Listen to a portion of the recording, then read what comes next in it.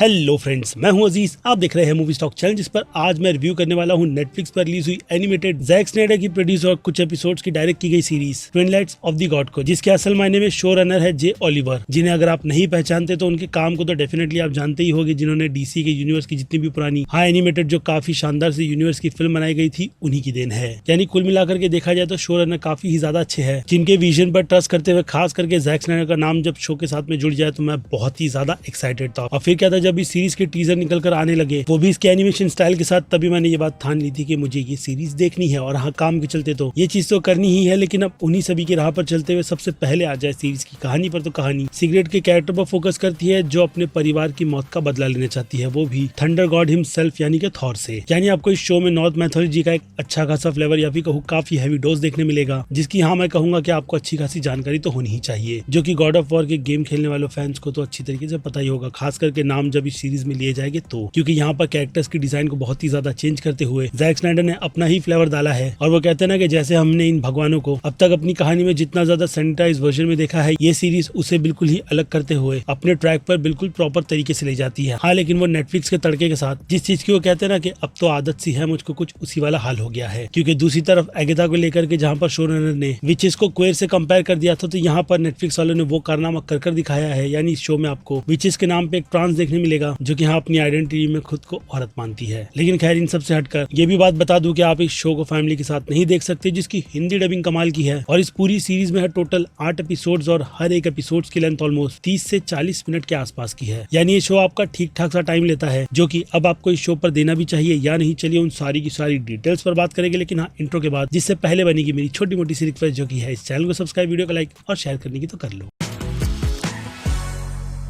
So friends, वो कहते हैं ना कि नेटफ्लिक्स के एजेंडे के आगे अगर क्रिएटर हथियार ना डाल दे तो फिर उनकी कहते हैं ना कि पहचान सीरीज या फिर फिल्म के तौर पर बनकर निकल कर आती ही नहीं है। और फिर क्या था, अगर ऐसे में थोड़ा कॉम्प्रोमाइज करते हुए ये सीरीज अपनी कहानी से बिल्कुल भी ना भटकते हुए एक काफी तगड़ी सी स्टोरी दिखाती है, तो फिर मैं कहूंगा कि हम फैंस वैसी चीजें भी झेल लेंगे। जिस शो में आपको ब्रूटैलिटी के साथ साथ सेक्स और वायलेंस भी ढेर सारा देखने मिलेगा, जिसे देखते वक्त हेंटाई की दुनिया में तो बिल्कुल भी मत खो जाना, क्योंकि यहाँ पर अगर मैं उन दोनों की बीच में लाइन खींचूं तो यहाँ पर आती है काफी शानदार सी स्टोरी टेलिंग। जिस तरीके की कहानी का आर्क मैं चाहता था कि मुझे लाइव एक्शन में देखने मिले, लेकिन फिर भी एनिमेशन स्टाइल के चलते अगर कंटेंट बहुत ज्यादा इंटरेस्टिंग हो तो वो कहते हैं ना कि उसकी रिस्पेक्ट करनी चाहिए। और ट्विलाइट्स ऑफ द गॉड्स भी उसी लेवल का कंटेंट है, जहां पर पहले मुझे काफी ज्यादा खुश ब्लड ऑफ ज़ूस जैसी सीरीज ने किया था, एनिमे सीरीज ने, तो वहीं जैक स्नाइडर का ये टच अच्छे खासे एक्शंस और स्टोरी टेलिंग को बहुत ही अच्छी तरीके से प्रेजेंट करके दिखाने में अगेन फिर से मुझे बहुत ही ज्यादा खुश कर रहे हैं। क्योंकि रिबल मून के डायरेक्टर कट के बाद और उसे जितना ज्यादा प्रेज मिलना चाहिए था वो तो नहीं मिला, लेकिन अब मुझे लगता है कि इस सीरीज से जो फैन जैक स्नाइडर का असली रूप देखना चाहते हैं वो डेफिनेटली देखेंगे, वो भी वन टेक में। क्योंकि इससे लेकर के अभी कोई डायरेक्टर कट वाला नाटक तो निकल कर आने वाला है नहीं, जिसमें शो ने अपनी कहानी से लेकर के कैरेक्टर हर किसी चीज पर बहुत ही अच्छा फोकस करके उन सभी को बिल्ड किया है। खास करके शो की लीड सिगरेट के कैरेक्टर की भी बात करो तो उसका कैरेक्टर भी आपको पसंद आएगा, और हाँ, उसके बिहाइंड द सीन की सारी स्टोरीज भी, जिन सब पर ये शो टीम बनाने तक आपका ज्यादा टाइम नहीं बल्कि आई थिंक 2 एपिसोड ही लेता है। यानी 2 एपिसोड में ही टीम वाले इस पूरे आर्क को हटा करके ये शो बाकी दूसरी चीजों की भी जर्नी काफी अच्छी दिखाता है। जिसके पहले ट्रेलर को देख करके ऐसा लग रहा था कि इस तरीके के एनिमेशन के टेक पर शायद मेकर्स ने डिजाइन करके कुछ ना कुछ गलती कर दी होगी, लेकिन अब जबकि सीरीज मैंने देखी है तो ऑब्वियसली इसके एनिमेशन स्टाइल की तो मैं काफी ज्यादा तारीफ करूंगा ही, जिसने शुरुआत से लेकर के अंत तक अपनी पेस को इतना ज्यादा फास्ट रखा कि शो डेफिनेटली एक अंत तक तो पहुंचता ही है, लेकिन फिर भी मेकर्स ने अपनी कहानी का पूरा आर्क खत्म ना करते हुए शो को सीजन 2 के द्वार के लिए खोल कर रखा है। यानी सिगरेट की कैरेक्टर की कहानी अब भी पेंडिंग है, जिसमें और भी कैरेक्टर्स क्या कुछ करने वाले हैं वो तो हमें सीजन 2 में ही पता लगेगा, क्योंकि शो ने अंत में जाकर के आउट ऑफ द बॉक्स वाली चीजें करके दिखाई है। और उन सब के ऊपर अगर थॉर को छोड़ करके मैं लोकी के कैरेक्टर की बात करूँ तो भाई साहब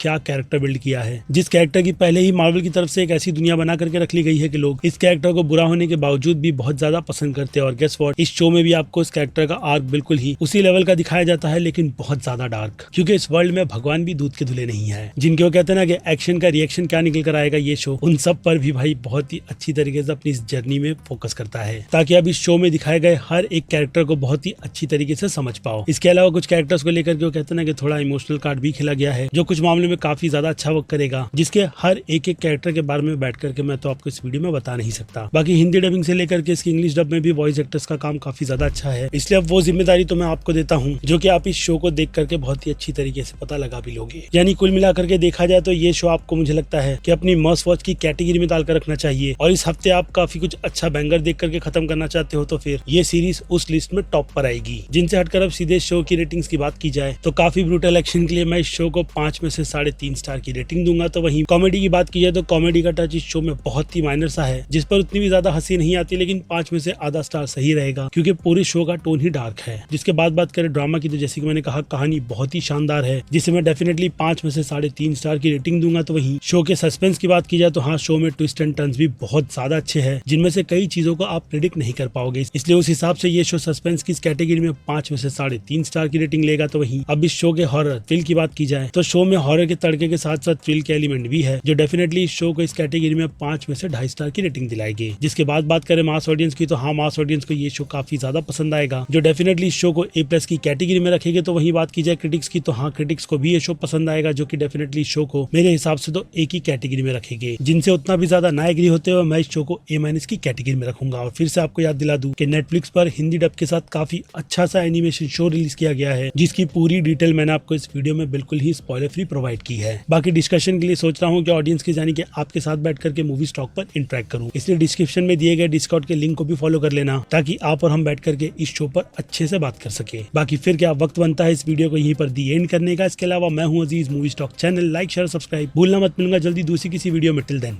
बाय।